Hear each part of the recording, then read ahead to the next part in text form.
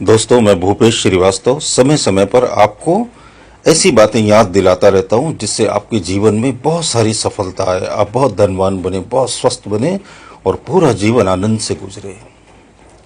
Power of belief. जी हाँ, ये जो हमारे बिलीफ है, हमारे विश्वास है, इनमें बड़ी ताकत है। आप जरा इनको गौर से और गहरे से समझो। देखिए, हम अलग अलग धर्मों में पैदा होते हैं, हिंदू, मुसलमान, ईसाई, सिख, अलग अलग धर्म है हमारे, अलग अलग मजहब है। अलग अलग माहौल में, अलग अलग परिवेश, अलग अलग संस्कृतियों में हम जन्म लेते हैं।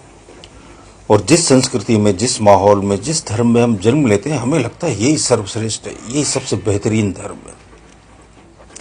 और फिर अपने धर्म को बचाने के लिए पूरे जीवन भर लोग बड़ा संघर्ष करते हैं, एक दूसरे की हत्याएं कर देते हैं।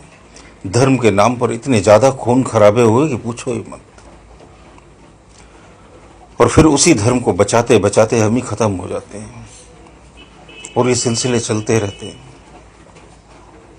हमारा भगवान और कुछ भी नहीं, दरअसल हमारा वो विश्वास है जिसे बचपन से हमारे मन में रोप दिया गया।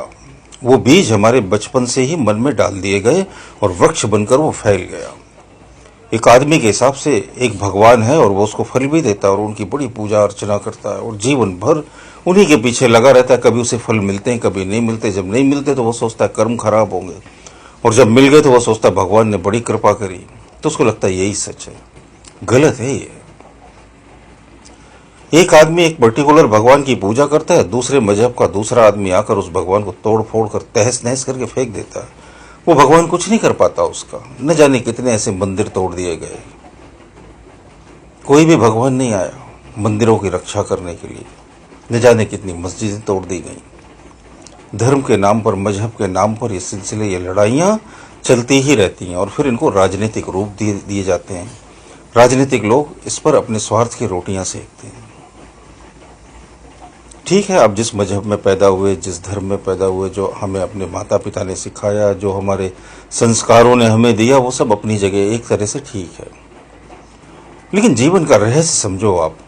मैं आपका ध्यान कहाँ खींचना चाहता हूँ कि ये जो विश्वास की ताकत है, जो इतना सारा विश्वास आपने पैदा किया अपने जीवन में और इसको आप संवारने के लिए इतनी सारी ताकत झोंक देते हो, इसको थोड़ा सा डाइवर्ट करो।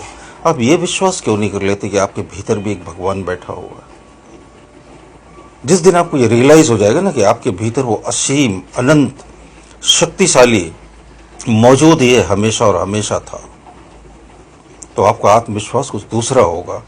भगवान वहां थोड़ी पत्थरों में, पहाड़ों में, जहां आप ढूंढते हो उसको, वहां तो वो है ही, लेकिन उसका सबसे बड़ा, जो सबसे नजदीकी हिस्सा है, वो आपके भीतर मौजूद है। आपके पास अगर कोई चीज है तो सबसे ज्यादा आपके अंदर ही हो सकती है ना, उससे ज्यादा नजदीक तो कोई हो नहीं सकती। जब अपनी सबसे ज्यादा नजदीकी चीज को हम रियलाइज नहीं कर पाते तो फिर दूर दूर जाकर कैसे खोजेंगे उसे। कि ऐसा ही है ना कि जैसे आपका चाबी का गुच्छा घर में खो जाए और आप उसे दूसरे शहर में, पड़ोसियों के यहाँ और पर्वतों पर और नदियों में और हवाओं में ढूंढते फिरो। जहां खोया वहीं से तलाश करनी पड़ेगी ना, वहीं से शुरुआत करनी पड़ेगी। हमारे भीतर का ईश्वर हमने खो दिया है। खो नहीं दिया, बल्कि यूं कहिए कि हम भूल ही गए उसे। तो हमें उसकी तलाश करनी पड़ेगी, हमें उसे रियलाइज करना पड़ेगा। हम ये मान लेना पड़ेगा कि हमारे भीतर भगवान है जिसमें अनंत शक्ति है। भगवान शब्द पर मत अटकिएगा। आप इसे गॉड कह सकते हो, अल्लाह कह सकते हो, रब कह सकते हो, जो मर्जी कहो आप, लेकिन एक ऐसी अनंत शक्ति है जो इस समस्त सृष्टि को चलाती है। जब आप उसे रियलाइज कर लेते हो, रियलाइज करने से पहले कम से कम मान तो लो। जैसे मैथमेटिक्स में नहीं, किसी सवाल का हमें हल नहीं मालूम होता तो हम उसमें सपोज कर लेते, सपोज दिस इज एक्स, फिर उस एक्स को पकड़कर चलते हैं और फिर वो एक्स सारे आंसर दे देता है। तो चलो ये तो मान लो कम से कम कि हमारे भीतर भगवान बैठा हुआ है, वो कुछ भी कर सकता है। और जब वो हमारे साथ है तो मैं भी कुछ कर सकता हूँ। आत्मविश्वास और कुछ भी नहीं, आपके भीतर आत्मा के होने का विश्वास है। तो इस विश्वास को बढ़ाओ ना, आप इसको संवारो, इसको पालो पोसो, इसको बड़ा करो, इसको एनलार्ज करो।